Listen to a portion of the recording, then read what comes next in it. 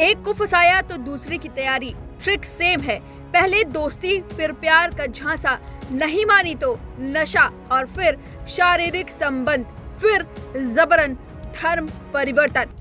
ये पूरा game plan है। एक ऐसा ही वहसी जिसका पूरा परिवार इस खेल में शामिल है, और जब लड़की से मन भर जाता है तो फिर उसके 36 टुकड़े कर दिए जाते हैं और उसे ठिकाने लगा दिया जाता है, और फिर दूसरे शिकार की तलाश शुरू हो जाती है। साक्षी के साहिल ने क्या किया वो तो पूरी दुनिया ने देखा, लेकिन लव जिहाद का मामला जब भी उठता है तो राजनीति शुरू हो जाती है। अब कथित लव जिहाद का मामला भी सामने आया है, जिसे सुनकर आप भी सन्न रह जाएंगे। लेकिन इस पूरी खबर पर अब तक कोई कार्रवाई पूरी तरह से नहीं की जा रही है। ये सोचने वाली बात है। चलिए आपको पूरा मामला बताते हैं। ये घटना है उत्तर प्रदेश के हापुड़ की, जहां कथित लव जिहाद का मामला सामने आया है। आरोपी मुस्लिम परिवार ने पहले हिंदू लड़की को बहलाया, फुसलाया और फिर उसे फंसाया। ऐसे फंसाया कि उस जाल में लड़की निकल ही नहीं सकती, और बदनामी का डर लड़की के परिवार को इस तरह घेरा कि घर वालों ने लड़की को अकेले छोड़ चले गए। मीडिया रिपोर्ट्स की माने तो पीड़िता का कहना है कि साल 2011 में पढ़ाई करने के लिए दिल्ली आई थी। यहाँ वह लाजपत नगर के एक फ्लैट में अपने परिवार के साथ रहती थी। उसी बिल्डिंग में दिल्ली पुलिस के कांस्टेबल वसीम और उसका परिवार भी रहता था।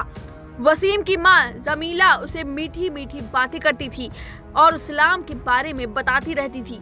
एक दिन वसीम की अम्मी जमीला उसे अपने घर ले आई। वहाँ जमीला ने उसे सेवई खाने के लिए कहा।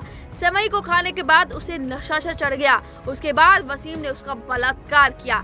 जब उसे होश आया तो जमीला उस पर वसीम से निकाह करने का दबाव बनाने लगी, जिसके बाद उसे जबरन निकाह करना पड़ा। निकाह के बाद वसीम और उसके घर वालों ने उससे कागजों पर साइन करवाए। इसके बाद उसका नाम बदलकर इकरा अहमद कर दिया गया। वसीम और उसके घर वाले आए दिन उसे यातनाएं देते रहे।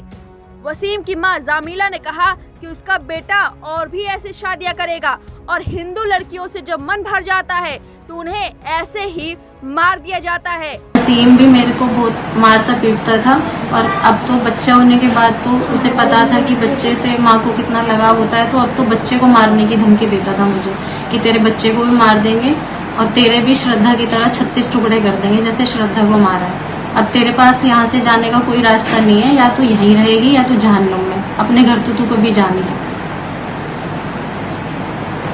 तो उसके बाद फिर क्या हुआ?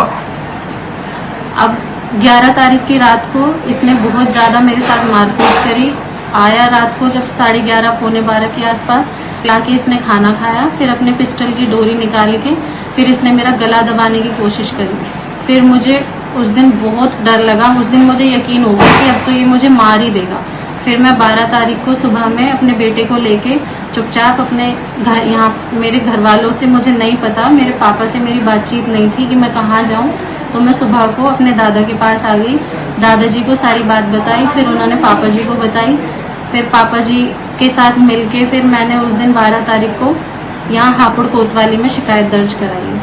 अच्छा, 18 दिन बीत गए हैं, क्या इसमें अब तक कार्रवाई हुई है? पता नहीं, 18 दिन बीत गए हैं, अभी तक इसमें किसी को ना गिरफ्तार किया है ना कुछ। मेरी प्रशासन से और सरकार से यही रिक्वेस्ट है कि प्लीज मुझे न्याय दिलाया जाए। बता दें, पीड़िता की तहरीर पर हापुड़ नगर कोतवाली में मुकदमा दर्ज हुआ है, लेकिन अभी तक पुलिस ने किसी भी आरोपी को गिरफ्तार नहीं किया है। रिपोर्ट दर्ज हुए 18 दिन बीत चुके हैं। इसके बावजूद हापुड़ पुलिस ने मामले में किसी भी आरोपी की गिरफ्तारी नहीं की है। पीड़िता का आरोप है कि आरोपी उसके बेटे की भी हत्या करने की फिराक में है, और पुलिस कोई कार्रवाई नहीं कर रही है। मामले में हापुड़ नगर कोतवाली में वसीम, जमीला, कय्यूम अली, आरिफ, अजहरुद्दीन और शाहिद के खिलाफ रिपोर्ट दर्ज कराई गई है। अब इस मामले पर आपकी क्या राय है, हमें कमेंट करके जरूर बताएं। वीके न्यूज़, राष्ट्र के नाम।